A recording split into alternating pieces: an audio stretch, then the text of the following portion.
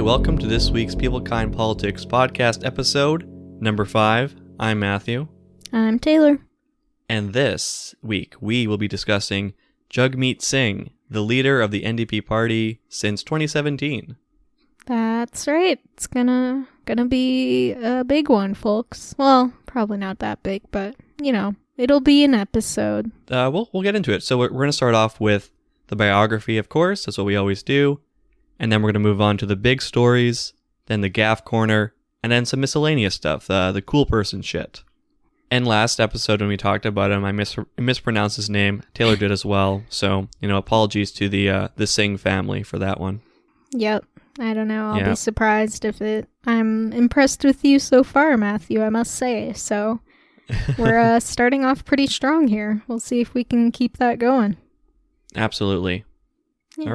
All right, let's actually get into this. So, Jagmeet Singh was born on January 2nd, 1979 in Scarborough, Ontario, to his parents, Harmeet and Jagmeet Singh. Also, apologies in advance if I butcher every single pronunciation. There you go. Yeah. This episode, I am the problem.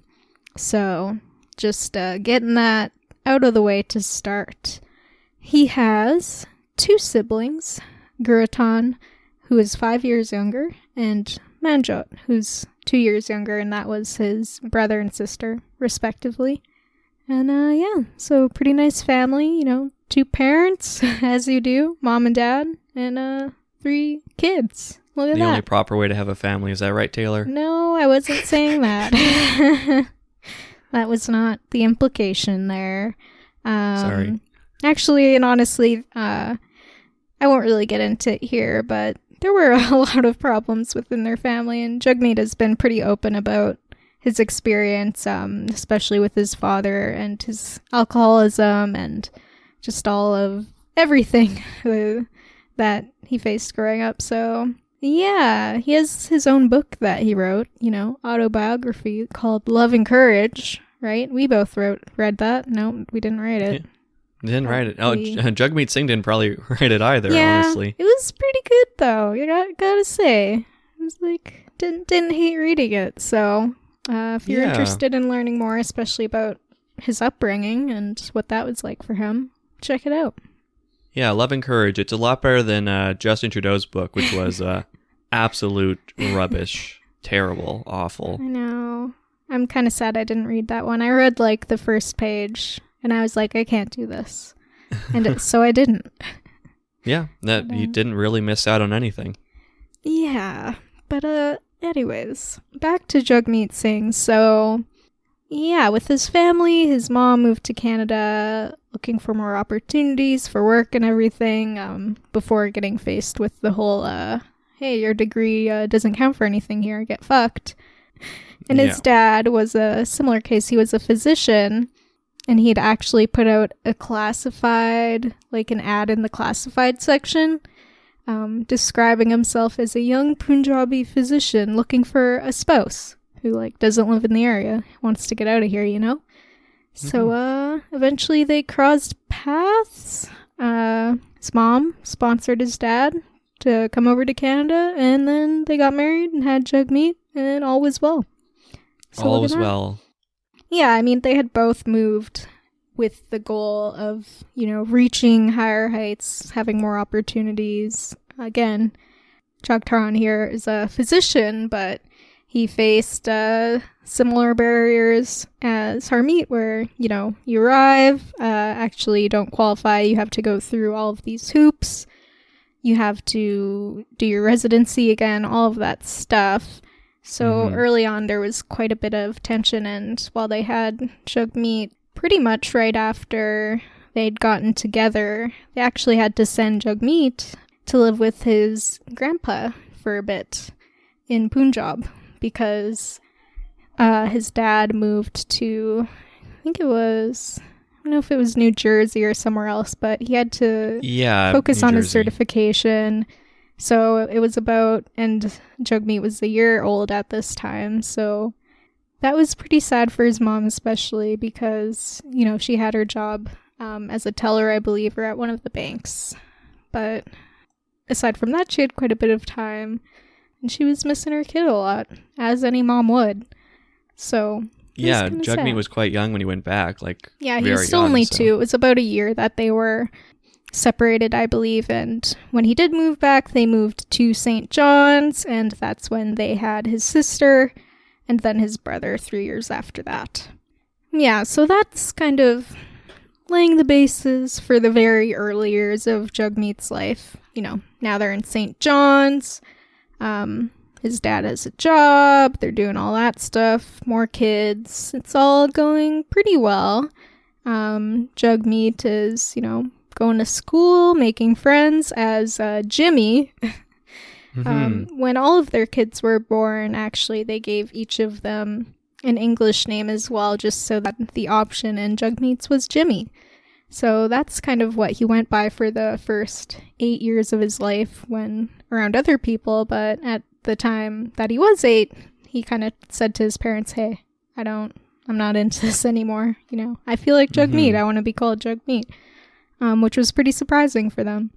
Yeah, and he remarks how, when he did kind of make that decision to identify as Jagmeet and kind of connect more with that part of himself, he wasn't also realizing that he was also opening up a whole new world of bullying.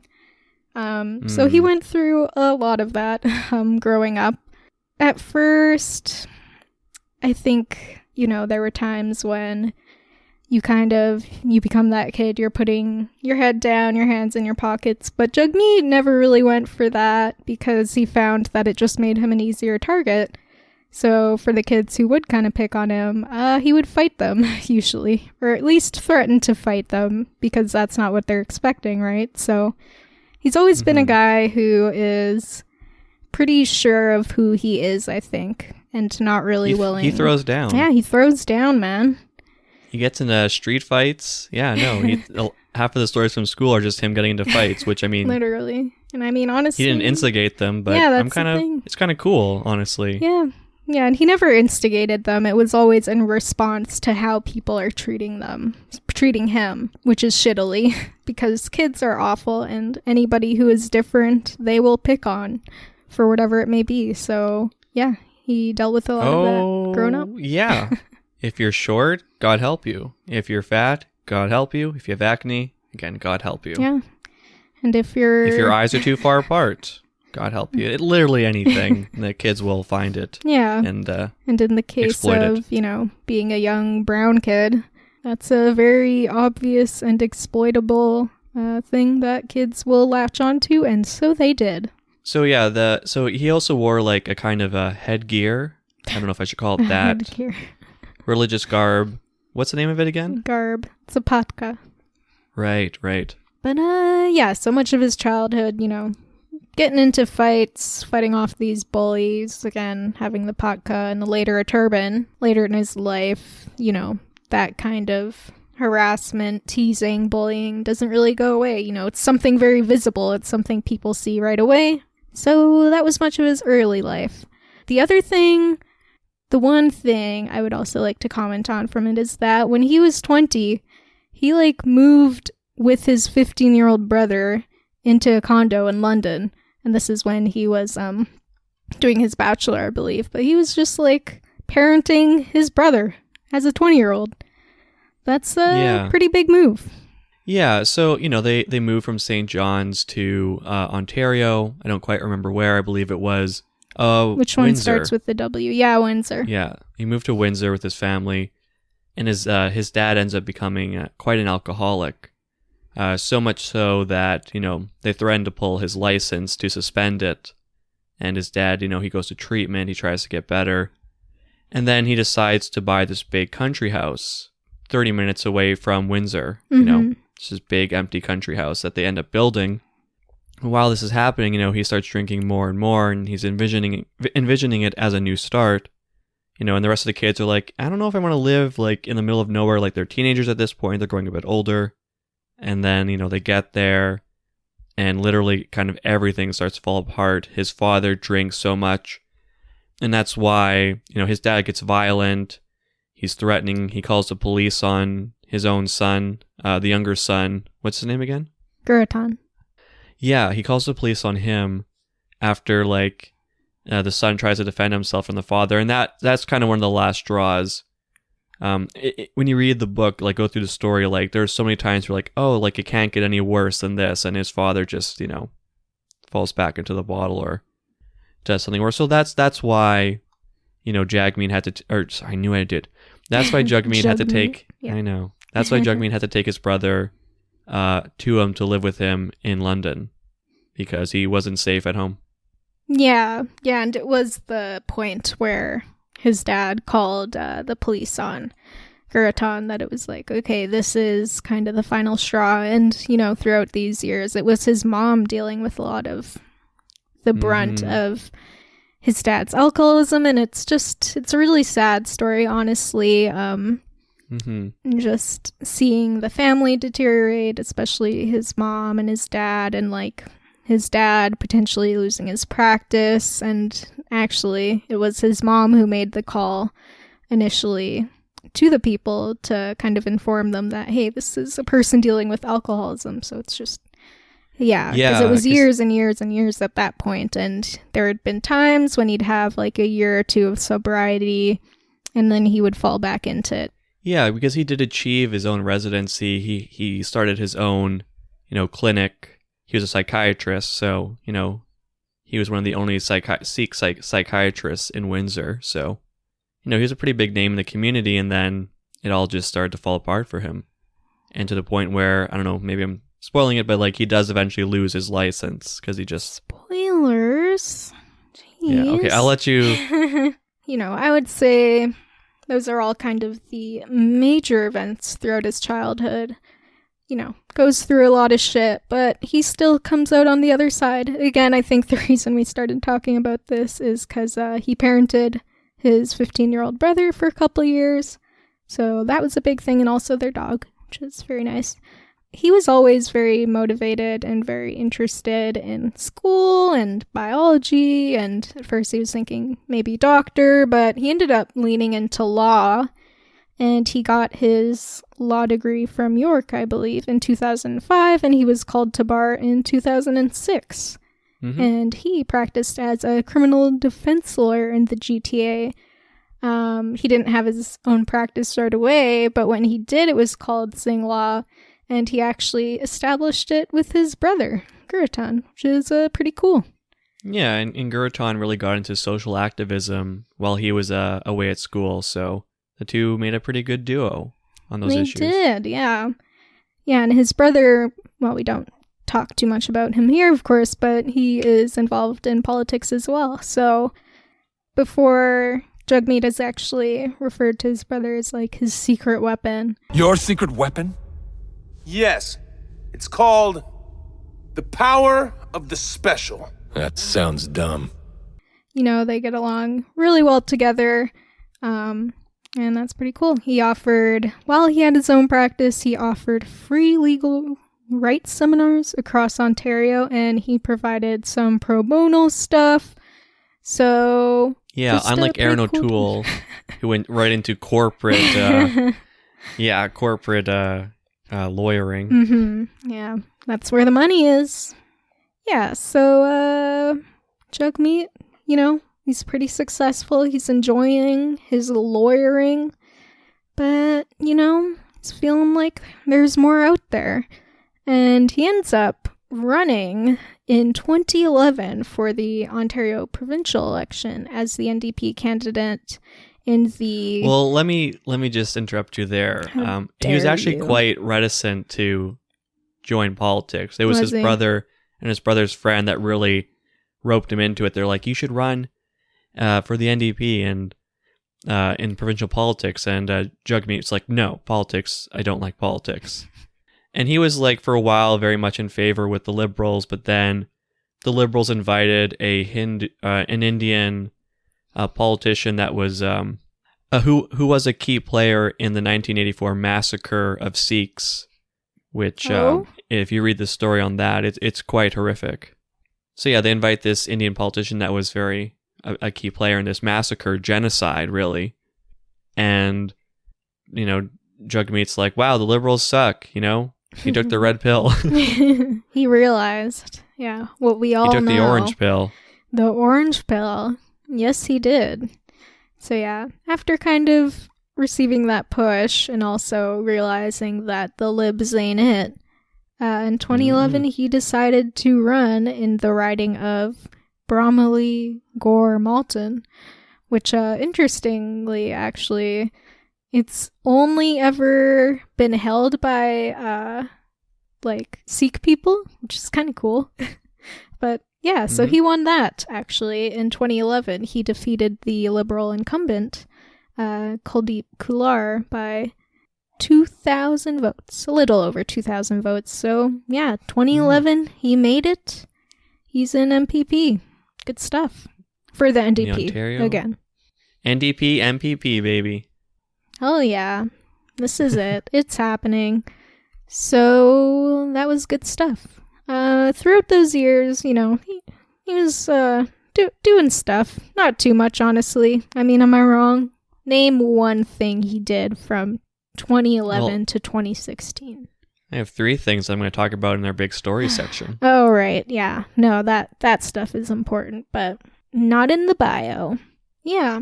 So again, he did it. He's an MPP for Ontario. This is great. Life is good. Specifically in the 40th Parliament of Ontario, he was actually appointed as the NDP critic for the Attorney General and for Consumer Services. So, big name there. That's a pretty big deal.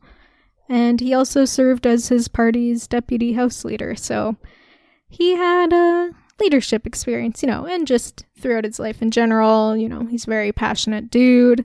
During this time, him being an MPP, he also introduced various bills, some of which we will go into later. But not now, because we don't want to spoil the surprise. But so that was his run as an MPP. And after that, it's been a couple years, it's 2017. Jagmeet is starting to think, maybe there's bigger things out there. So he actually runs for the federal NDP leadership race and wins with 53.8% of the vote. So that's pretty good. And that's also without being an MP. Oh, yeah. Yeah, that was kind of a big deal. Like, at this point, he was still an MPP. After he won, he resigned, but without a seat anywhere. So there was quite a bit of critique on that, especially from the media. Like, hey, all of the cameras are in the House of Commons. You're not going to be there. You got any comments on that? And for him, he mostly commented, oh, I'm going to be focusing on the ground, I'm going to be building those community connections and talking to the people. But in terms of being visible as the leader of the NDP, not really an ideal place to be. So this is February 2019. He ended up settling in Burnaby South and won that election with 38.9% of the vote. And he actually moved there because one of his things was that he wants to be somewhere where he feels a genuine connection rather than just going for a safe seat. So there was some time where he just was not present in the House of Commons and when he wasn't an MP. Yeah. Yeah. And I mean, his whole comment about it being not a safe seat. I mean, no, it was a safe seat. Let's not. Oh yeah, he let's moved. Not kid ourselves here, okay? He moved to this place because there was a guarantee. You're not gonna move your whole life and be like, oh, maybe is there not a chance? No, that's not really how these things work. So 2019, February 25th, he finally got that sweet MP spot. And one more thing we'll touch on before we get into the big stories is the October 2019 election, where the NDP won 24 seats, which was down from 44 seats at the 2015 election. So a pretty huge drop. Yeah. And that's with acknowledgement that also the Liberals didn't do great. You know, they didn't retain their majority, which did allow the NDP to share some balance of power, but at what cost? Like, they pretty much lost all of their seats in Quebec, except for one, I think. And I don't think it's a stretch to say that a lot of that can be attributed to having a Sikh leader. Especially for sure, yeah. No, that is the reason. Yeah, I don't know if in Quebec. I mean, what else would it be, really? Especially coming off of Mulcair. Like, oh, that dude. Like, oh, Jesus. Right. Like, anything is better than Mulcair. And to lose so many seats, I mean, there's not really any other explanation. Right, and for context, you know, Quebec has been embroiled in these movements to essentially strip the freedom away from religious minorities by saying, oh, you can't wear this, you can't wear that, as a public figure, or not as a public figure, in public service. So no. Yeah, that is unfortunate, especially disappointing. Well, especially in 2019, you know, back when I was a baby politics person, you know, truly a sense of horror watching all of those block seats laid up. Like, good God, it was a true nightmare. But yeah. No, we voted NDP and it was not good. Not good. No, it wasn't. It wasn't good. It was pretty sad. But yeah, so that's kind of the bio section, I think. You know, I think we go. Oh, also, he's a vegetarian. You know, yes. Don't want to miss out on that. Yeah. Yeah, I think that's pretty much it for the bio section. Am I wrong? No, you're not wrong. All right. We're gonna play some tunes. Stay where you are, or hit the 15-second skip button. No, don't tell them that. They need to listen to the tunes. Don't reveal Yeah, and then we'll be right back with our big stories, Gaff Corner, and miscellaneous. Stay tuned. Be right back.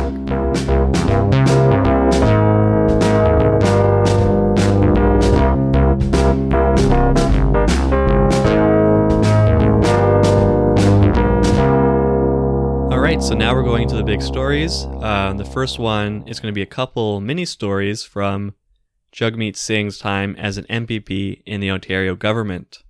So the first piece of legislation that he put forward that's worth noting, or not the first, this is just like the greatest hits right here. So the first one concerns Terrion, which is a private company that was started in the 80s in Ontario. And despite being a private company, it's literally the only way that a new homeowner can get their home warrantied. There's no other options aside from Terrion.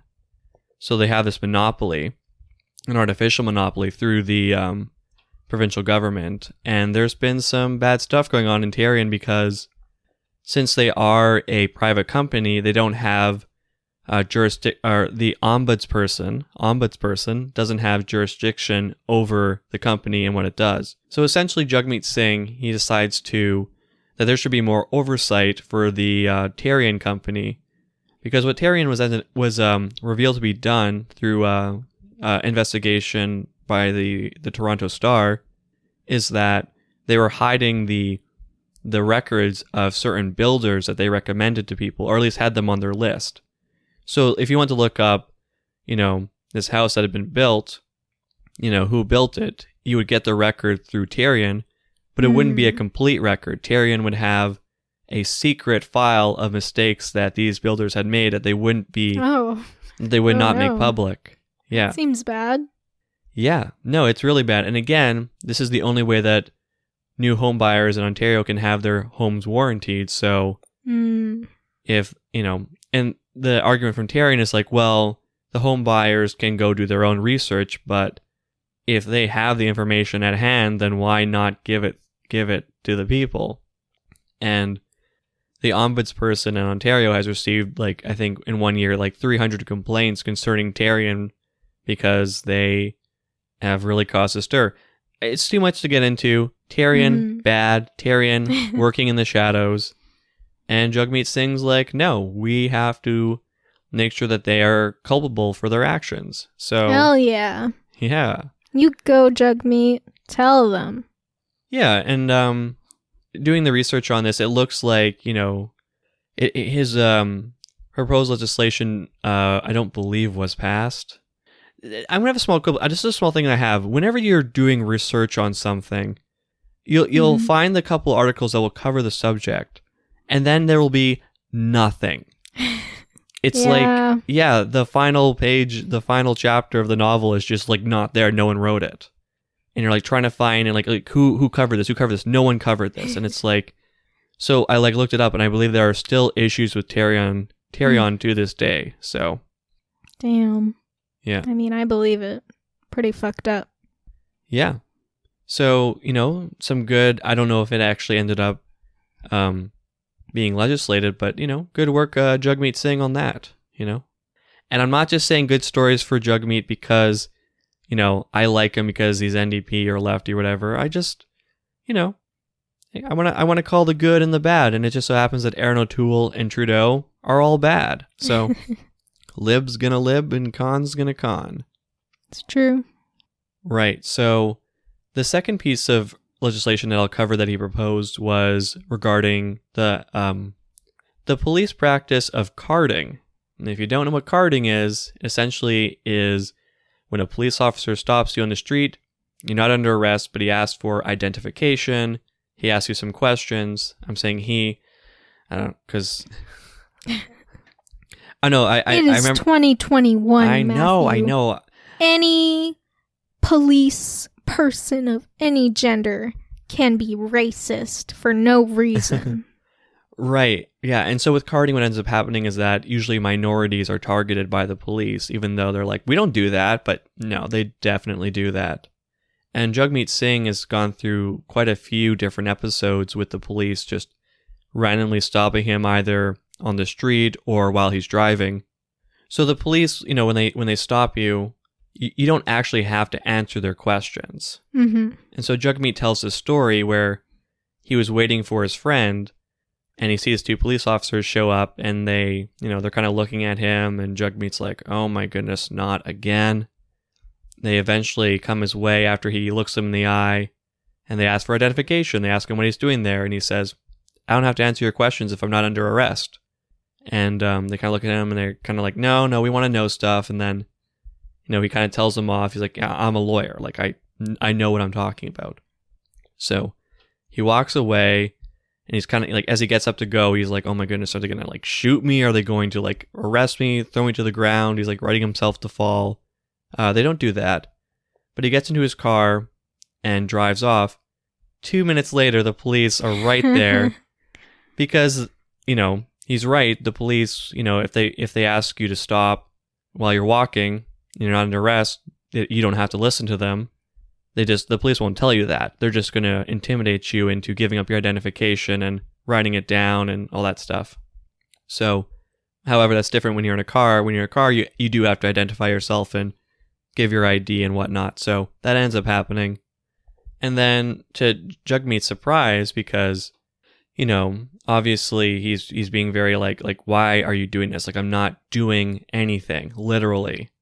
What ends up happening is that another police officer squad car rolls up and a man in a turban, a police officer in a turban shows up and he goes up to Jagmeet and he says, just so you know, this wasn't racial profiling. And Jagmeet's like, sure it's not. Okay. Like, he's like, well, why are you here then if it's not? Like, and then the officer's like, oh, I want to make sure you know, sir, that this is not racial profiling. I can't believe he actually said that. I mean, is there any way to confirm even harder that it is? Then be like, but no, it's not what it looks like. It's fine. So, yeah, exactly. Yeah, no, what's happening to you is not happening to you. It's gaslighting. Classic gaslighting, yes. Classic. And so for this issue is very personal to Jagmeet. So, he calls for legislation to stop the practice of carding in Ontario, and eventually it becomes passed into law. So this one, it took a while, but it was passed. Some people were like, well, we should like curb it. We should like make it like more specific, or But no, they ended up banning it. And the way that works is that if officers come up to you in the street, they have to tell you, they're like, hey, like, we want to see some identification, but you should understand that if you walk away from us or don't answer our questions, it won't make things difficult for you. Like, you're allowed to do that. Interesting. Who knows how many officers actually go through with that? Like, the actual... Yeah, like accountability. I mean... Yeah. Yeah. All right, so the third piece of legislation that I'm going to talk about is, and this is kind of an interesting one. So if you're a Sikh man wearing a turban, if you're a practicing Sikh, it's very important to wear a turban whenever you're out in public. So the issue, though, is if you're a motorcycle rider in Ontario, you have to wear a helmet. It's by law. You have to wear a helmet. How dare they? However, you can't I really... want the right to get brain injury or whatever the fuck. Yeah, so, you can't really wear a turban and wear a helmet at the same time. They don't really fit. I mean, there are probably some market solutions to get around that, like a motorcycle helmet shaped as a turban or... I don't... Silicon Valley, get on it. I know. Yeah, so motorcycle wearers, if you're wearing a turban, Singh wants an exemption from wearing a helmet. Kathleen Wynne, the Liberal leader, the premier at the time, before our good boy Doug Ford, she said, after careful deliberation, we have determined that we will not grant this type of exemption as it would pose a road safety risk. And she noted that in jurisdictions with enforced helmet-wearing laws, mortality rates had gone down 30% and head injury rates had gone down 75%. Oh, wow. So, I mean, you can't argue against those numbers, to be fair. Yeah, and I'm gonna get his name wrong. I'm sorry. Manohar Singh Bal, the secretary for the Canadian Sikh Association. He was quite disappointed by this because he was advocating for this legislation to pass. And he says, wearing a turban is part of their religion and dress code. They can't go out in public without wearing one. It's part of their very being as a person. So yeah, I'm kind of wondering, like, on this issue, and it should be noted that there are plenty of provinces, or there are a couple provinces in Canada, I believe Manitoba's one, that allows the exemption. I think BC as well, allows the exemption for Sikh men not to wear helmets while they are driving, or while they're driving their motorcycle. Mm-hmm. So there is precedent also in the UK as well, that exemption was provided. Oh, yeah. So what do you think? Do you think that the safety of these riders should be trumped by their personal religious decisions to wear their turbans out in public? Well, knowing there's precedent, I think adds to, having this exemption pass in Ontario specifically. For me, I mean, I don't like wearing helmets when I'm on the bike because they look stupid. Have I almost gotten hit by cars? Absolutely. Would a helmet help in those situations? Absolutely. Do I want to wear a helmet? No. And that's just me not wanting to look dumb. So when I consider a helmet getting in the way of somebody, like something deeply personal to them that they identify with, I don't know. I think it should be personal choice. Yeah, no, I agree with you. I understand the argument. Yeah, it is definitely safer to wear a helmet, but also these are adults and this is something that's very important to them. So I think on this, yeah, of course, it should be their decision. So yeah, I think that's probably going to wrap it up for this. For my story here, we're going to go into the next one. All right. So let's dive into our next story here, which is the thrilling story, the truly martyr-like case of Singh getting kicked out of the House of Commons, and this is in June 2020. Matthew, were you aware of this? Did you see this go down when it happened? Yeah, I did. Yeah? So, what was the context here? I also saw it happen. I felt like it was a pretty big deal. I saw an article on CNN about it. I saw an article on the BBC. So, the whole world, all of their eyes are on our boy, Jagmeet Singh. But what actually happened? Let's talk about it. So, the context here is that, this is a House of Commons meeting, or whatever you want to call it. Probably not a meeting. This is just, when you get a bunch of MPs and they all like jerk each other off in a circle for 10 minutes. And that's the meeting. Question period. Question period. Maybe it doesn't matter. Questioning your sexuality period? It doesn't matter what it's called. The point is, this was a session where Jagmeet Singh was putting forward what is referred to as a unanimous consent motion. So this is a motion you're putting forward that everybody, like every party has to agree to in order for it to move forward.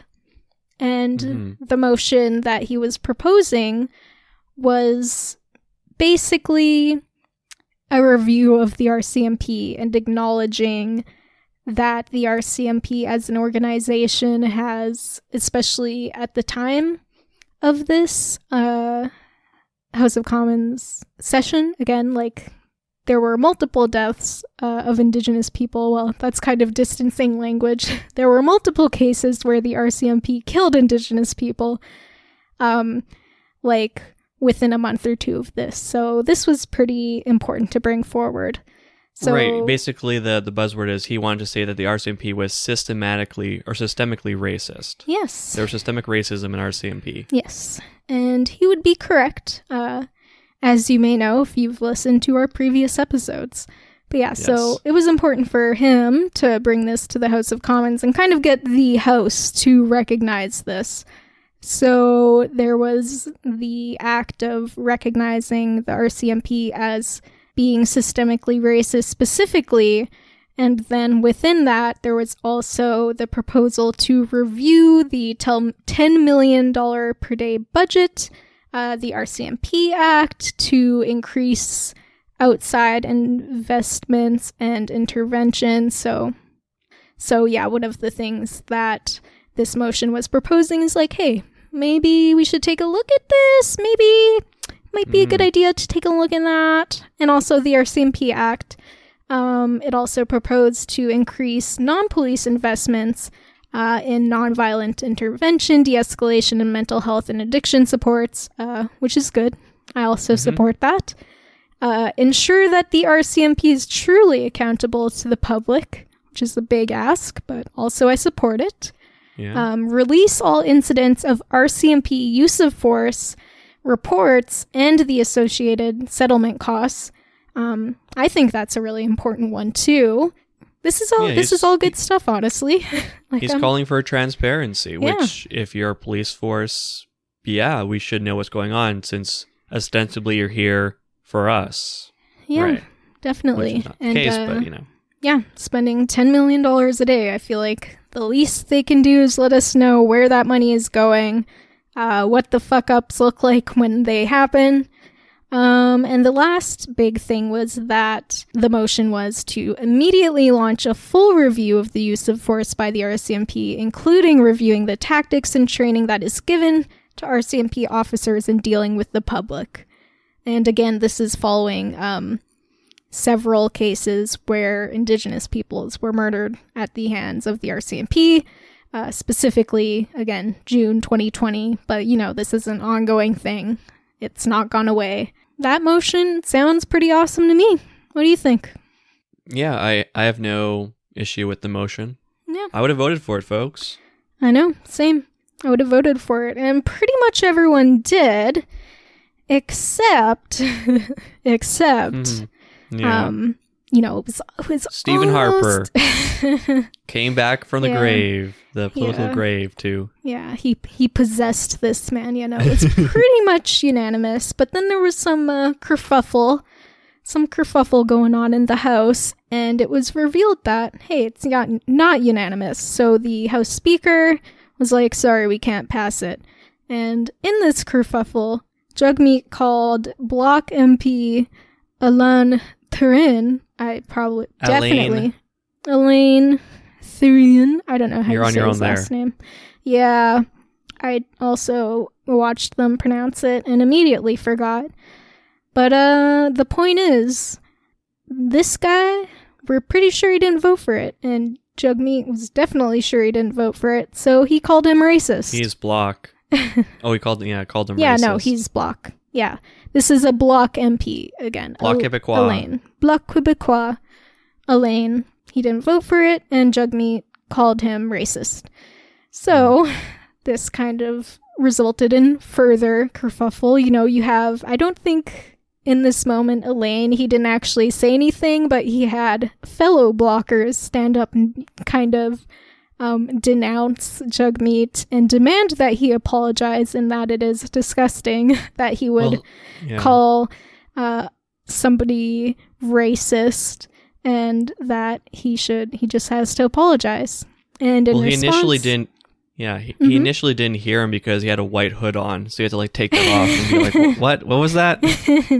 Yeah, that's right. He had to repeat himself. Yeah, and Jagmeet kind of emphasized, and this is still in the house that he's saying this, I called him racist, and I believe it. And at that point, it's a breach of parliamentary rules.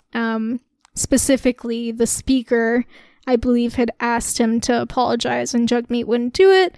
So the speaker kicked him out because that's against the rules. And if you aren't gonna speak nicely in the house, then you aren't gonna be in the house at all. Thoughts? As a pragmatic course of action, I don't know. I don't think it's the right move to go. I don't know. I think like it's by Singh. Yeah, I mean, I feel like people are very sensitive. Okay, so like you and I, like we've read some of the discourse. We're attuned. We've had our eyes opened, as it were. I studied critical race theory, folks, in university. Sort of. Watch out, people. I don't want to go too in depth on this, but just essentially, if you're a politician, and you call someone racist, there is a great majority of or a great number of the population that will be like, why is everything being called racist nowadays? I hear you're a racist now, father! And I think, to these people who aren't attuned to, some critical understanding and analysis of the way society works, it's kind of an alienating thing to be called.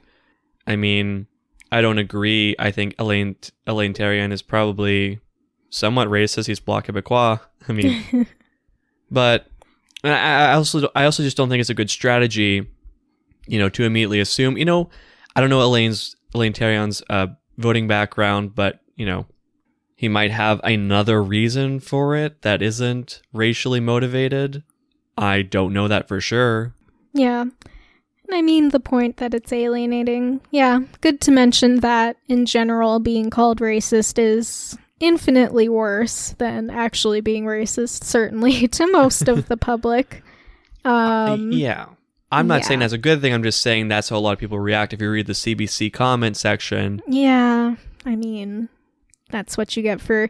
And I will say it's important to remember, just as a general statement, people online are not what people are like in real life. I saw a good graph the other day of the population of, like, the United States. It was like one of those circle graphs, and then a little carved out section of how many of those people are on Twitter. And it was like 3%, and it was a really good reminder for myself, I will say. I'm not even on Twitter. I mean, our podcast is on Twitter, but I've never tweeted before. I know. I'm just saying, remember that normal people are not online. Not like us, unfortunately. Yeah. And just to go into this a bit more, Jagmeet later clarified, like, it's not just that he voted no, it's that, like, he did this kind of flippant hand gesture at the same time. Like, when you're kind of, like, waving away, like, what's the word for that? Like, you're waving it off. Like, he did that as well. And for Singh in that moment, kind of made him mad. So, yeah, he called him racist. And he still, maintains that for somebody to be voting against this specific act, the motion itself, the motion which is to call out the systemic racism in the RCMP and provide some clear steps to stop it in the future, to work towards transparency, he says anyone who votes against that is a racist, yeah. Mm-hmm. So, and I don't know if I disagree with him, really. Okay. Yeah. Yeah, and in general... I mean, in terms of like, was this a good political move? I think it got a lot of headlines. I think it turned a lot of heads, and Singh does kind of try to bring it back. He's like, I want to remind people how the Prime Minister has the power to bring these changes, right? Like, I don't have to be proposing this motion to the House. I shouldn't have to. It's something I'm doing because it's important, but, like, in this case, Trudeau, the Prime Minister, could make these changes and could contribute to a meaningful investigation of the RCMP and working towards transparency and acknowledgement that it is systemically racist, but that's not happening. So I do appreciate as well that he kind of tries to bring it back to that perspective. In general, kind of what I took away from this being kicked out of the House of Commons, like as a political move, I don't know. I don't think it would really bring anybody over, you know what I mean? But I don't think it really harms the NDP either, in my opinion. I think it does. I think it absolutely does, because I think if you read comments on CBC, it does. But in terms of numbers, I'm not sure. But yeah, go ahead. If you want to say more. I struck upon this last episode when we talked about the NDP's strategy. And I do think, a greater analysis would have to be done, but I do think for a lot of voters who aren't as in tune with these kind of politics, these socially justice politics, I think to them it is alienating. Yeah. And I'm not saying that they're right for feeling this way, but that's how they feel. I mean, you only have to look at the 2019 election, and I'm not saying it's just because of this issue, obviously not. I think most of the 2019 election was very much Quebec, where there was no hope, right? But yeah, people are racist in general and afraid of change and afraid of anything that would implicate that they are racist in any way. And in general, when you look at online comments, I mean, even the Colton Bushy stuff, right? All of it is so toxic and disgusting and very much focused on... I don't even know how to describe it. I just feel like looking at online comments isn't really a good place to look at the general voter I'm not base. just talking about... Yeah, I'm not just talking about that. I'm talking about, like, just people I've talked to, like, in IRL. I do talk to people in real life, surprisingly. Okay. And as a bartender, you do hear people talk about political opinions. And I can tell you, the majority of them, not the takes that I would go with, but yeah. And I do think it's an important direction to take the party in, even if some people are going to be like, lost to it. But yeah, for me, you know what? Big baller move. Go Singh. He didn't apologize, even though actually the leader of Bloc was also like, apologize. And he said explicitly that Alain is not a racist. He loves everyone. So, go Jagmeet. Big ball. Yeah. Big baller Jagmeet. Jagmeet Singh said the R word in the House of Commons. Good for him. I know, literally call everyone the R word. The worst thing anybody could ever do. Good God. The balls on that man. Overall, I don't think it's a bad political move. Yeah, that's my hot take. Bam. All right, so our last story for this episode is concerning MP Aaron Weir. This is from 2018. He's an MP from Saskatchewan, and he was kicked out of the NDP party for allegations of sexual harassment. Oh no. Another one of these episodes. We're not issuing a trigger warning or a content warning because there's actually not that much to get into. This is more of a conversation about the procedure of his expulsion, which is actually kind of interesting. So what essentially happens is that in 2016, so for background, in 2016, Aaron Weir, an NDP MP, he has some issues with carbon pricing, and he wants to tax imports carbon-wise. Like, he wants to implement carbon tax on imports that come in, and that's not something that's met with much regard in the NDP party, and they say no, and one of the consequences of his doing this is that he is barred from a question period for a couple months by Tom Mulcair Damn. and Charles Angus, who is Fucking the... gave it to him. Get fucked, Weir. Yeah. So that will come into play later on in our story. So Aaron Weir, at the beginning of 2018, he sends out an email to his to the boys and girls of the NDP, and he says, "Hey, I would like to be, that he would like to be the caucus chair. Like he would like to do that. Be cool." Okay, but yeah, so essentially, yeah, he wants to go for the chair, and another MP from Quebec, Christine Moore, she says Aaron Weir is the last person that should get the position. And then she says in an email that she's heard some troubling stories concerning other NDP members involving Weir. She says that she didn't have problems with him herself, but that she had heard stories. She writes an email, and this is very bad grammar on her part, so pardon this. She says, again, she's probably francophone, so there is too many women, most employee complainant, to me that you are harassing to them, and as a woman, I would not feel comfortable to meet with you alone. Given what's going on right now in the political world, I think you should really not run to avoid us any trouble. Okay. So essentially, she's saying like there are complaints out there, and so this ends up becoming a big thing. Singh says that a third party should investigate these allegations of harassment and sexual harassment. To this day, the report has never been made public, so we don't actually know too much of what happened. Like, we don't know objectively what happened, what the complaints were, or who the complaints were from. Interesting. I don't know. It's a bit iffy, so we're going to have to go off of what both Weir and others have said about the report, but the report itself is not publicly available for confidential reasons, I guess. So Yeah. Weir's like, I think the investigation should happen. I think I will be exonerated. So Michelle Flaherty, I don't know. She's a law professor from the University of Ottawa. She does the investigation, and she finds that the accounts are credible. Yeah. Okay. Cool. And from what is known in the report, multiple people have harassment complaints against NDP MP Aaron Weir. I believe 3 of which were sexual harassment claims, and another one was just harassment. So as reported in the CBC, they read about the one of the complaints. It says, one complaint said that Weir spoke to her in an angry and belligerent way, and that she felt physically intimidated. So the her is not named in that, but that's one of the complainants, I guess. Which, to me, I used to be a landscaper.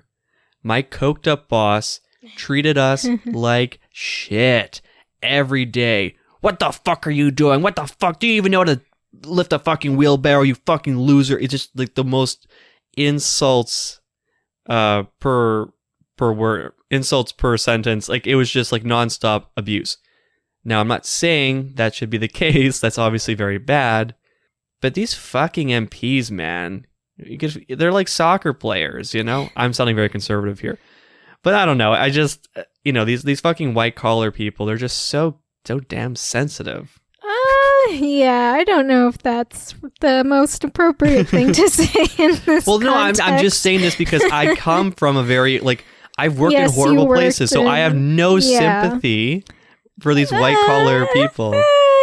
I'm not saying, okay, Taylor, I'm not saying it's good. I'm just saying I don't have very much sympathy. Yeah. Oh, he talked to you intimidatingly? Totally. Oh, well, poor baby. again, this is like, I don't know. I don't really see any other specific excerpts. I don't see any other specific reports from complainants. Again, this is something we would need more context on, in my opinion, especially as we're speaking about a woman here.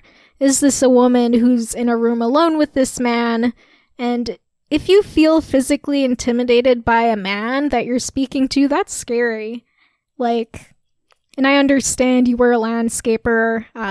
Landscaping is famously often led by just the worst kind of people who enjoy control and are just shitty human beings, so I get that. But I would hope that this kind of behavior isn't present in these kinds of environments. In politics, obviously that's not always true, but I think it's another thing to consider as well, that this is a woman we're speaking about. And what did that conversation look like? Just in general, with men being more intimidating. You don't want to be scared of a man. If you are, that is a very uncomfortable and frightening situation, and you aren't really sure how to get out of it, you know? So I think it's important to take that perspective into mind as well. And this is one sentence that we're getting of apparently many reports. So to kind of hand wave it away is a bit much. I'm not hand waving it away. I'm just saying I don't have the greatest amount of sympathy. Sure. But I understand your point. Of course, the gender dynamic's obviously important. Mm-hmm. I don't know. I just, whenever I hear about like white collar people and their struggles, I just kind of have to roll my eyes. I'm like, do you know what I had to hear on a daily basis? Like just the most degrading things like over and over again. That's bad. I'm just, yeah. My classism here is beginning to show. But no, I agree with you. It's bad. You shouldn't treat people that way. Yeah. Folks, you can probably hear in the background my my roommate's deciding to blend up the utensil drawer right now. She's blending up a smoothie of forks, knives, and spoons. Yum. Good stuff. Yeah. Yeah. Right. So, with this is one instance of like the complaint being made, or like us seeing what happened in these complaints. So yeah, further reporting done by the CBC, they write here, the report, which hasn't been released publicly, defined the harassment claims as acts of a sexual nature that might reasonably be expected to cause offense. And that's from the NDP statement. They further say, the report found that when Mr. Weir was told his advances were unwanted, he stopped. In his own statement, Weir said the investigator found that he probably sat or stood too close to people at social events and tried to talk to them when they didn't want to talk. So, the vagueness of it is so weird to me, and if I'm honest, I don't buy it. Maybe that's my misogyny. I don't know. I don't really buy it. The fact that the report's not being released publicly, I don't buy it. I just don't buy it. Mm-hmm. That the allegations are credible. What don't you buy? Oh. No, I don't think so. No. If there was something to say, then you would have said it, right? Why would they, though? Because, especially if the their question whole is why? justification. No. The real question is why wouldn't they make it known? If it was something credible, like the stories we covered with the episode with Justin Trudeau and the two MPs there. Those stories were horrible, and was that the context where it was publicized without their consent and brought forward kind of without consideration to the victims? I mean, maybe it has something to do with that. The thing is, like, without actually seeing the internal workings of this investigation and actually being able to see the report, there's not much we can say. I feel like to say that the report isn't credible and that they just... Like, what is the implication if it isn't credible? Are you saying they just got rid of this guy to get rid of him? Yeah, I think so. Ooh. Wow, yeah. that's and I think, and if there is more to this, obviously I'll change my opinion, but the fact that nothing of substance was really released, no, I think it was a political machination. I don't think, and again, I don't know this, and Taylor's going to say I'm just misogynistic, but I don't know. I don't need think to say it because he said it for me. No, I get how it sounds me defending it, and I just don't like the fact that we know so little. Yeah, and that's fair. I agree. There should be more transparency, especially, you have a whole report. I feel like if you can make it so, I mean, the concern with these reports is that, you want to make sure that the privacy of the individuals involved is protected, but if you can just anonymize it, if that's a word, and then release it that way, that would be the most ideal for me. Yeah. We're, and again, I guess I should also, I haven't fully explained myself. The reason why he was fired, I really think, or expelled from the caucus, was because he spoke out on this issue. So Aaron Weir was like, the only reason, or he said that one of the complainants was someone that had blocked his resolution in 2016. And for those comments, Jagmeet Singh said, yesterday, in Weir's actions comments, Weir did not accept responsibility for what the inquiry found to be a fact. He attacked someone who came forward with a complaint. He also released details that could identify the individual. All this makes it clear a rehabilitative approach is no longer possible. So on two fronts, I feel differently. I think him saying who, like, potentially naming the complainant, that's bad, obviously. But if there is some truth to this political machinations, if it being something that was meant to shut him down, like to get him out as a troublemaker, I don't know. I just, like, he might be a piece of shit. Like, I'm not saying he's not. I'm just, I want to be, and again, it's most of my feelings on this is because just how vague the report was and of all the information that we have. Well, I don't think, we can't say how vague the report was because we don't have access to it, right? Well, what we were told is very vague, is what I'm saying. Yeah, that's true. Yeah. And, 68 NDP members in Saskatchewan, who are, allowed access to the report, they all said that Weir should be reinstated. They all signed a petition and said that he should be reinstated back into the party because what he was being accused of. He'll read what they said in their letter to Singh from the 68 Saskatchewan NDP MPs. It says, a fair and objective examination of the details involved simply does not support either the leader's characterization of the conduct complained of or the extreme harshness of the public shaming and banishment deemed by the leader to be fair and appropriate responses. So these people, they read it, and the one of the members of here, she's a woman, I think Pat Atkinson's her name. So, it's not just a bunch of like burly white farmer NDP types as one would maybe imagine. I think there is room to speculate that something more devious was going on to get rid of Weir. And again, maybe Weir's a bad guy, but the fact that these 68 people, they read it, they saw it, and they're like, well, that's not really a fair characterization. Who do you believe? Do you believe Singh or do you believe them? Or is there middle ground that I'm not seeing? Yeah, I wouldn't. I'm inclined to not lean hard either way.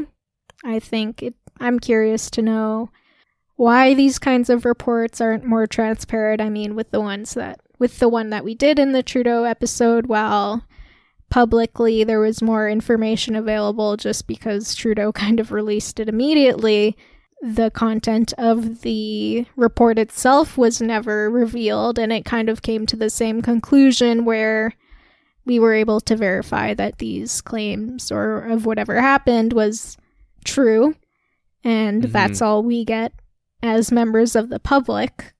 So, yeah, I don't know. Yeah, and maybe I'm shooting a bit too strong here. I don't know. I just don't like the vagueness that we're given. I just find that very suspicious. Yeah, and I would say there's precedent for that vagueness, and I don't think it really benefits these parties to kind of be transparent about these things, especially if somebody is worse, because it's kind of revealing, hey, here's a person we allowed to be in this position of power or whatever for several years while we didn't do anything, and now we had a kind of independent report going into it, and here's all of the things we did wrong, which obviously I think they should be transparent with that, but I can see why they wouldn't be. Yeah, I'm going to disagree with you. I think that being open and honest would actually dissipate a lot. Like, for someone like me who looks at this suspiciously, like, if but if I go into the CBC comments, you think these people look at it critically and openly and suspiciously? Actually, yeah, maybe. I don't really know which point I'm trying to make here, but sorry, maybe I should let you finish your point first. Why do you think that transparency to the general public would benefit the NDP? Because otherwise it just looks like political machinations. It doesn't look like an honest accounting of his behavior. Yeah. Especially from the details that was released, like sitting That's too true. close or talking too much. I do think the details released are so mild that I am kind of like weirded out that like That, like, the one thing, yeah, the one of or two course. things they would release is, like, well, I do think the one where, you know, she felt unsafe is bad, but then, like, the comment about the report, what was it? It's like he was standing too close and stuff like that, which he just sounds like a weird, like, maybe kind of a weird and creepy dude. But if that's the detail you're going to release and nothing else, I get where you're coming from, yeah. It's like, I would rather you release literally nothing than release things that are Right. kind of mild and don't super justify the removal of somebody, maybe. So I get where you're coming from, yeah. Yeah, and I'll say this as well. Some interesting details. Weir actually had himself tested for autism. Because he was like, maybe I'm not able to read on social cues, and maybe that's why. After the test, the diagnosis was negative. He was not on the autism spectrum. Damn. No, I mean, he's probably an asshole. Like, I'm not saying he's not. I'm just like, I mean, to get to that high of level, I mean, it's not nice people who are MPs. I mean, God, like, the system doesn't reward niceness. I'm sure Jagmeet Singh deep down is a killer. Yeah. Yeah, it's a weird case. And It's weird. I'll just end here, unless you, sorry. No, I'm done. Yeah, I'll just say that Weir also said that he is now a member, or back then in 2018, he's like, I'm now a member of the Cooperative Commonwealth Federation, which is the predecessor to the NDP. Excuse me? Is the which is CCF still a thing? I don't No, think- it's been defunct since 1961. What is this? It was more of a like, I'm going back to the roots of the NDP. Okay. All right. That's cool. And also the seat that Weir gave up or was forced from went to the Conservatives. So, you know, great strategy there, Singh. Yeah, if it was a Again, strategy. Yeah. And again, like maybe what he did is actually quite bad. Again, I'm not We literally being like, don't know, yeah. don't believe the victims. I'm like, all I'm hearing from the victims is very weirdly mild stuff. Yeah, well, I mean, you're that- not hearing it from the victims. You're hearing it, like, from the party, and that's what they're choosing to share. Yeah. Mm-hmm. Yeah. Leak it. leak the report, Yeah. and then make me eat my words after it's like the most like horrific things that fall under the banner of sexual harassment. In which case I will publicly apologize on the podcast. Yeah. But I think that will do it for our big stories. This big story in particular as well. Unless you have any more concluding thoughts there, Taylor. No, I think that's pretty much it. Yeah, it's yeah, again, I don't feel comfortable coming out strong either way. It would be nice if there was more transparency. For me, I mean, especially going back to the very beginning, where an MP is sharing that, you know, many women have shared with me that you are kind of a person who has harassed them and wouldn't feel comfortable with you alone. That definitely skeeves me out. But yeah, all we have is the information that is provided to go off of, and there's not much there. But don't let that stop me from endlessly speculating about how much of a heroic man Aaron Weir really is. No, I'm sure he's probably an asshole.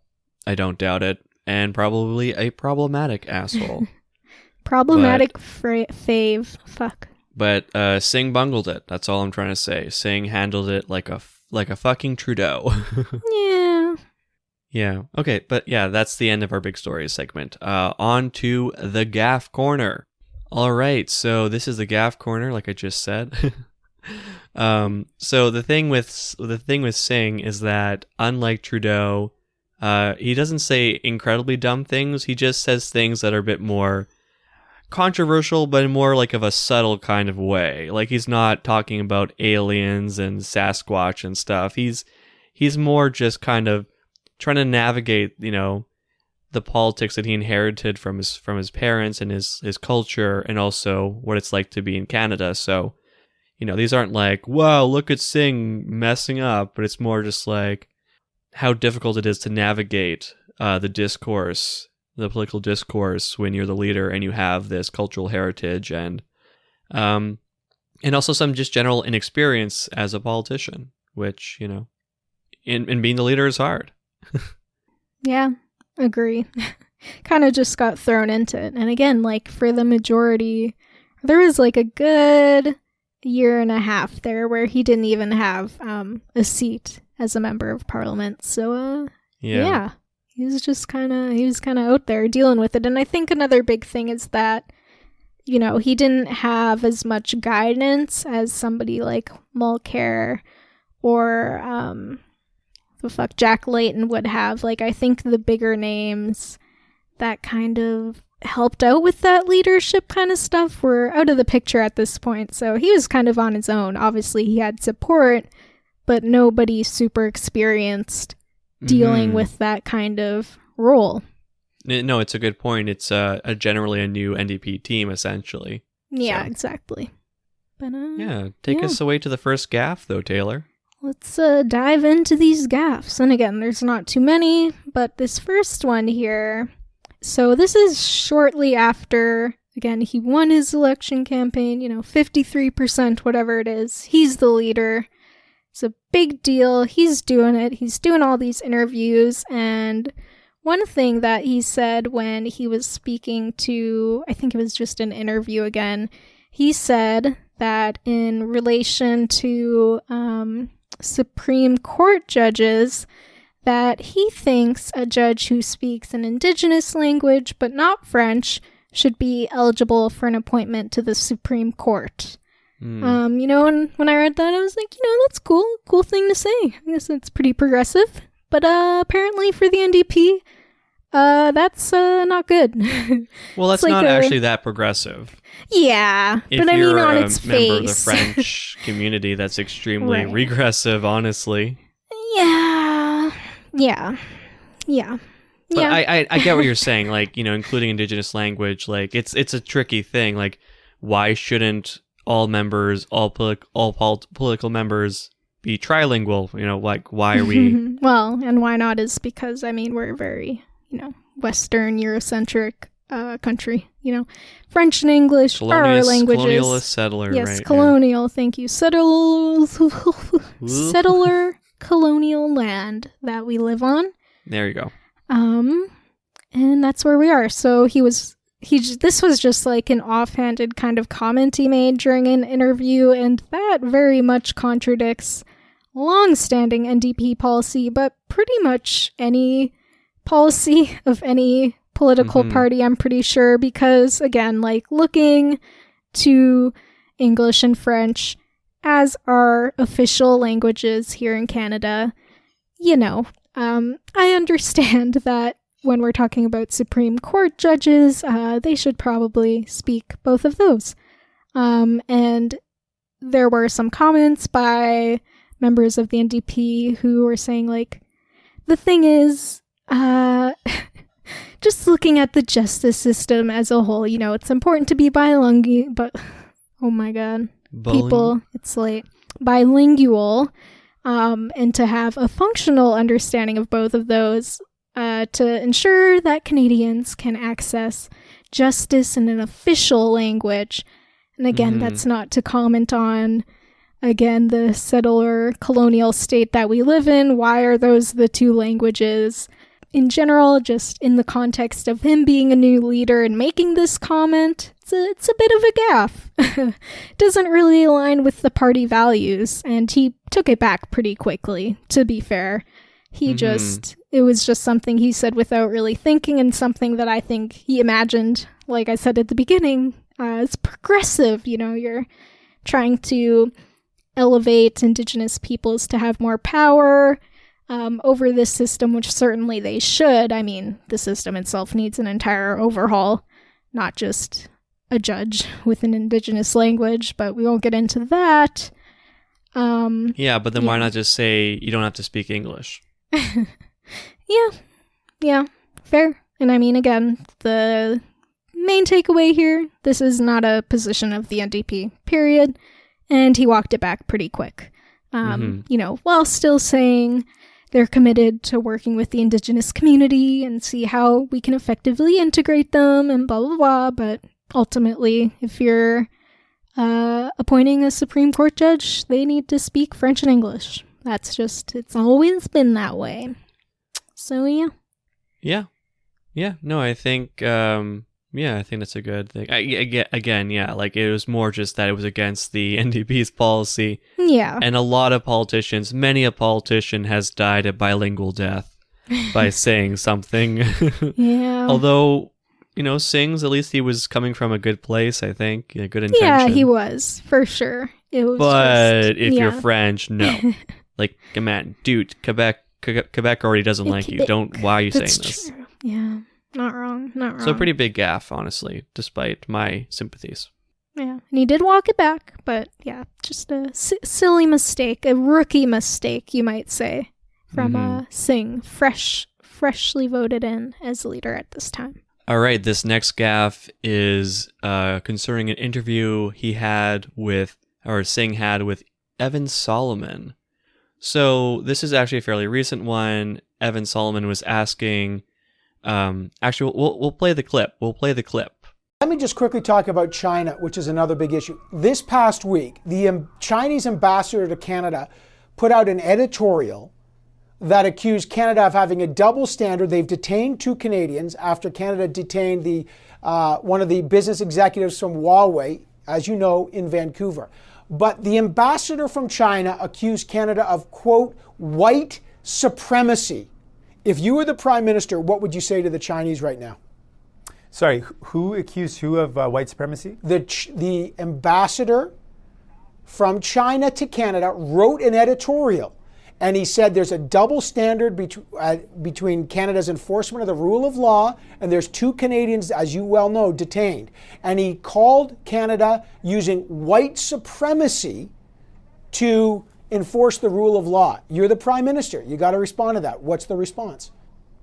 I don't know if there's any evidence of that suggestion. I know that there is a very important role that Canada plays in supporting the rule of law. There are concerns that folks legitimately are raising about the Trump administration and suggestions that the Trump administration is going to use arrests as a political tool in negotiations for trade, which is completely unacceptable and wrong. That should never happen. But the rule of law should be followed. It's something that we need to be partners with internationally to make sure that there is a reliable system that we know we can depend on, and that's what we have to follow. Sir, I know you're criticizing the Trump administration, but China's detained 2 Canadians. I just wonder if you got your eye on the ball here. We've got 2 Canadians detained in China. What's your view on China, not on Trump? And we're back. So that was the clip. Not the full clip, but just basically the part where he stumbles. So the main issue here is, I would say, that if you are going to be a political leader, you can't wobble so much on these issues. I don't know. I'm not totally on Evan Solomon's side here. I think that the issue is a complicated one, and just, when I read some op-eds on this thing, the op-ed writers were like, well, Jagmeet Singh should have just said, of course the Chinese ambassador is wrong. Of course he is. And then leave it at that. I don't think that's a nuanced or appropriate answer, but also politically, waffling on this as he does, and then turning to Donald Trump and not really, it's tough. It's tough being a politician because you do have to, I don't know. What do you think, Taylor? What do you think of this gaffe? Yeah, it was definitely a bit painful to watch, for sure. I will say, in Jagmeet's defense, I really hate in interviews where they spend what feels like 5 minutes. To be fair, it was more 2 minutes, asking a question. I don't know. I know I kind of zone out. I know we're talking about a politician here, but for me, I'm just get to the point, but was his response good? Definitely not. Well, that's actually, and yeah, his first response is essentially, he's like, what? Line. Line? Sorry, my bad. What's the first line? I was like, what are you asking? Which is a fair response. And no, I think that's probably the most damning part, where he literally didn't understand the question. I know you said that the questioner went on for so long, but come on, man, that's part of the game. You got to be quick on your feet. You can't just be repeat the question. I don't know. Yeah. Yeah, I mean, as, Well, he should be as the briefed leader, on this subject. yeah, I as the think. leader of a party and any politician for these kinds of questions, you should have something prepped at least, like a general answer you give, and then you tailor it depending to the situation. So, yeah, overall painful to watch is my hot take. Yeah. Yeah, and I don't necessarily think his answer was bad from like my point of view. Like, I agree it is a difficult thing. I mean, he goes on further to explain his stance, and in that he gives a fairly understandable answer, but it's not the hard line, China bad, which is dumb, but it is an interesting place to be when you're a politician because, I do think to a degree, I think Jagmeet is a idealist in a way. Like, he has these values and things, and he's beginning to realize that if you want to play the political game, sometimes having these ideals is going to bite you in the ass. Not a great response from someone who is literally the leader of a federal party. Yeah, maybe I not would necessarily agree. in terms. Yeah, content aside, just the fact that he stumbled so hard like that, come on, man, do better. Do better, Jagmeet. I couldn't do better, but I'm also not the leader of the NDP. Could you though? Like with No, I zero just said I couldn't preparation? do any Oh, better. okay. I thought you said you could. No, but I'm not. That's what I said. I'm not the leader of the NDP. Yeah, you need more elegance, more grace, even if you are kind of stumped. You have to have a way to respond in those kinds of situations. And yeah, I kind of get what you're saying now that, repeat the question, please. I can see why, hearing that from a federal leader, yeah, I get it. And kind of just the response in general, going off the rails, it's painful. Not my favorite Jagmeet moment, I will admit. Yeah, and these are gaffes. I mean, people make mistakes all the time, and we're here to point them out and memorialize them. Exactly. Yeah, and the next one's just a quick one, and this is just an excerpt from McLean's report on Jagmeet Singh. God damn it. This Got is just him. did it again. So they report from McLean's on November 6th at a get to know the new leader meeting for NDP staff. Natasha Brownridge, the president of the union local that represents NDP workers on the Hill, asked Jagmeet Singh about banked overtime issues for staffers who were laid off during the election. Singh misunderstood the question and told the shocked staffers that politics sometimes requires people to work after 5 p.m., meaning, kiss your overtime goodbye. Oof. Which, if he did misunderstand the question, then obviously that's not what he intended, but it's that kind of, again, it's a very minor gaffe, but it just kind of shows his general inexperience and inability to listen. I'm gonna go hard on Singh here. I am gonna say, I don't know, like there's when I was going through his history. Well, yeah, there's a bunch of these things, and I just think that, if you're a plumber and you accidentally connect your toilet to the sink, you can't be like, oh, my bad. Being a politician is obviously a bit different from that, but I don't know, the amount of small blunders he makes like that, it just, yeah, I'm being.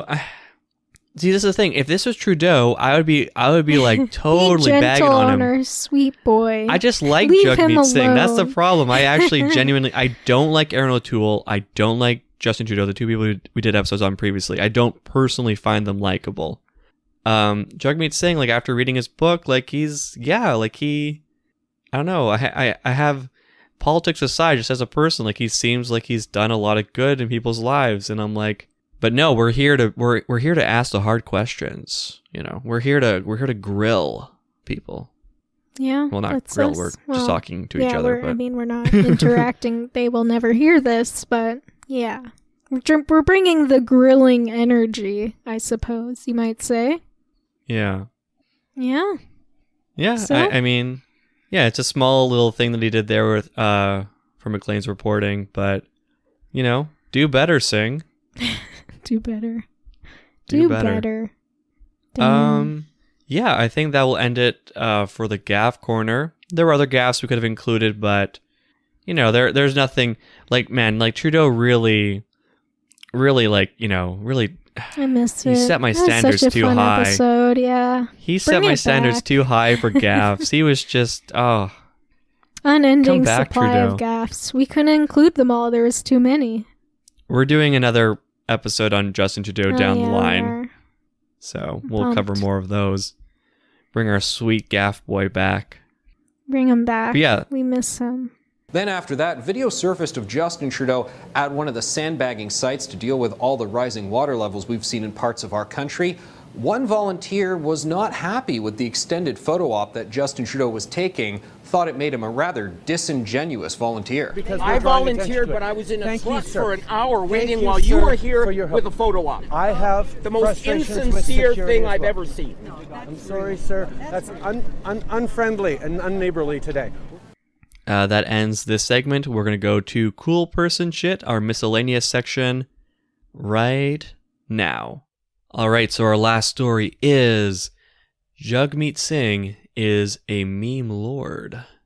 Okay. The memeiest of the politicians, even more memeier than Justin Trudeau, Well, believe it or not. that I find kind of hard to believe, but continue.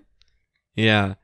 So there's a CBC piece written on this. A lot of conservative types, op-ed writers were like, look at this fluff piece. And honestly, I kind of disagree because I do think, there's a boomer in me. There's a boomer in me for sure. That's just like social media, blah. But obviously that's super lame. Social media is cool. I'm always on Facebook. That's the hip thing, right? Yeah. Yep. Totally. But I do think that if you do want to reach young people, there is a very much an importance placed on social media, and hell, old people too. Old people are all over social media. I would love to play some of these. So like Jagmeet Singh, God damn it, Jagmeet Singh is very big on TikTok. Unfortunately, TikTok is a visual medium, so we can't really play the TikToks to full effect. I'll describe them for you though. Described audio here. Nice. So Nader Mohammed is Singh's social media director, and in the CBC piece, he's called the meme mastermind. So I'll just stop right there and say this article is cringe for sure. Like it's definitely got some weird energy to it, and it's a bit uncomfortable. I'm already a fan. So one of the TikToks that Jagmeet Singh released is him listening to the song, we all know it, all of our favorites, E40's 2014 single, Choices, parentheses, yup. Yep. Poodle in my blood. Nope. Bitch, I'm a thug. Yep. You a loser? Nope. Winner? Wow. Yeah, I didn't know this song. I think I know the TikToks because I'm pretty hip, so I see these things. Yeah, I can visualize it. I've been listening to Imagine Dragons on repeat since 2013, so that's all the music that I know. Oh, gross. No, could you imagine? Oh, well, God. of course, it's my existence. Stop. They started off strong, man. What a shame. Imagine Dragons. What a shame. Anyways, so this song, it's playing in the background. Jagmeet sings. The beat's kind of like, yup, nope, yup, nope. So you have in the background, or you have not in the background, in the foreground, Jagmeet Singh pointing to text that pops up on the screen every time the singer says yup or nope, and the text will say Big Pharma, and then yep. no, he says nope. Oh wait, he points at fuck, nope. Yeah, nope. Forgot. Big And then Pharma bad. My bad, Big Pharma folks. And then the environment text shows up, and he points at it and says yup. Nice. And I don't know, like it's cute, whatever. I feel like what? I don't know. Like, it's cute. I guess it's cute. Do we want our politicians to be cute? I want them to be bloodthirsty, man. I want them to be on the prowl. I don't want them to be on fucking They will killers. never, I want killers in my never. to represent me. I don't know. I kind of love it. I love just picturing him, filming this and like filming it repeatedly so that his nods are perfect. And wow, I'm a big fan. Yeah. Yeah, I mean, we all love E40's 2014 single Choices parentheses, yup. Nobody, like, did you listen to the actual song? I'm so curious. No, I just listened to the TikTok. Okay, right? That's all it's for. Yeah. It's a TikTok song. According to the algorithm, oh my god. According to the study by the Algorithmic Media Observatory, it was found that Singh was most popular candidate in memes in 2019. Woo. However, not popular in votes, I should add. Oof. Yeah, that's unfortunate. Well, it's probably because all the 13-year-olds on TikTok can't vote, unfortunately. Open the polls. Let children vote. Yes. So Nadir Mohammed, the social media director, is like, it's really hard to walk that line between being really corny and lame and being like with it. And I think watching a few of his TikToks, I don't know, maybe I'm not the right person to judge. It wasn't making me hurt. It wasn't making me feel pain, but it was just kind of like innocuous, kind of okay, whatever kind of stuff. In another Singh moment, there's a video of Singh being interviewed in front of a Circle K, R.I.P. Max.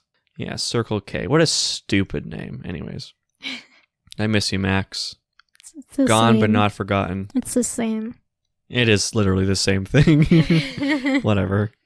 So yeah, in the video, he's being interviewed in front of the Circle K, and then suddenly these construction workers appear on the roof holding signs saying, go Singh, go.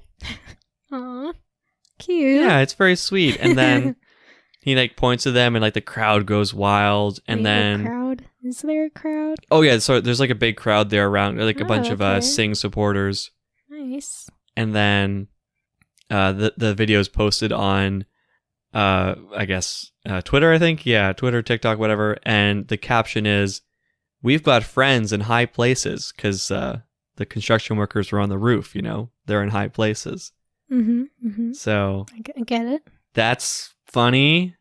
Yeah. I don't know. It's just, this is a fairly innocuous little bit I have here. I think it's fine. That's cute. I don't know. Aw. I mean, I probably wouldn't even react, actually. I was going to say I would smile, but I mean, it's fine. It's a dad joke. I don't know. I want some racy humor from Jagmeet Singh, honestly. Good luck. Then I would vote for him. No. Yeah, he would have the edgelord vote. That's what you need to get you over the edge.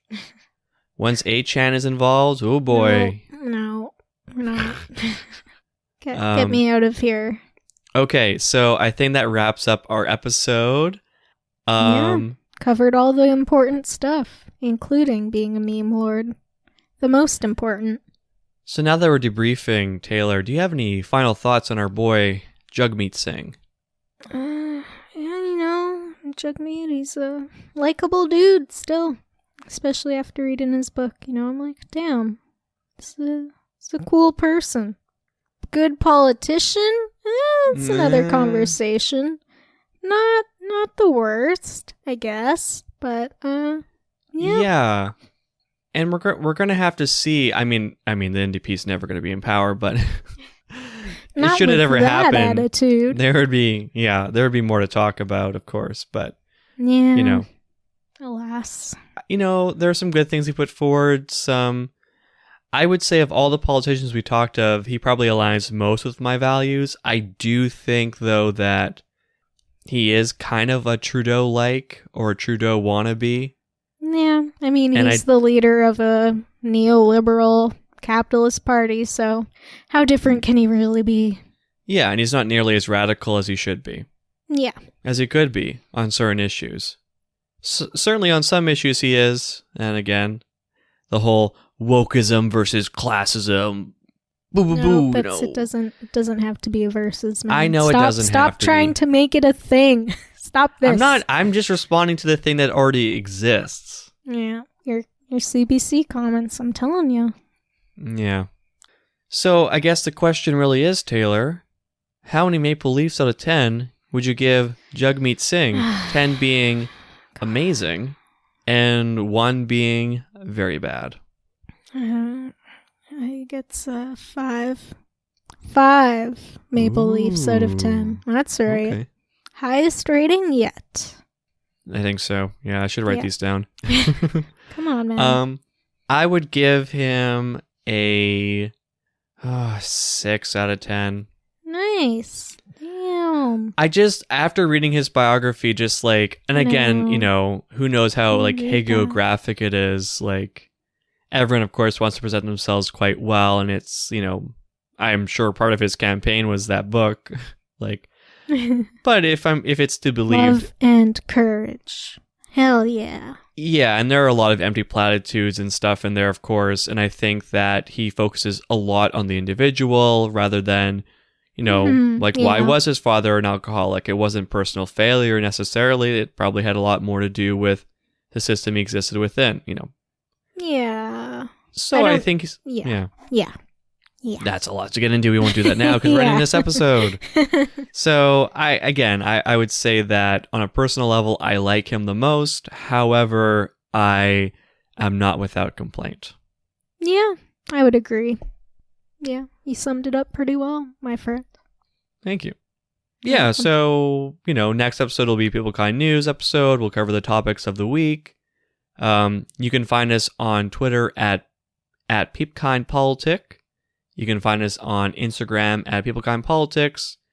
And you can also find us on Facebook at PeopleKindPolitics. We upload every Tuesday, an episode every Tuesday. Share with your friends. Share with your mom, your dad, your uncle, your ex-girlfriend, ex-boyfriend. Share it with everyone. Everyone. This is The how you'll get world them back. deserves to hear. Yeah, definitely. This is it. This is your, Yeah, so I think that's going to be it for us. As always, Taylor, this has been your place for Canadian regurgitation.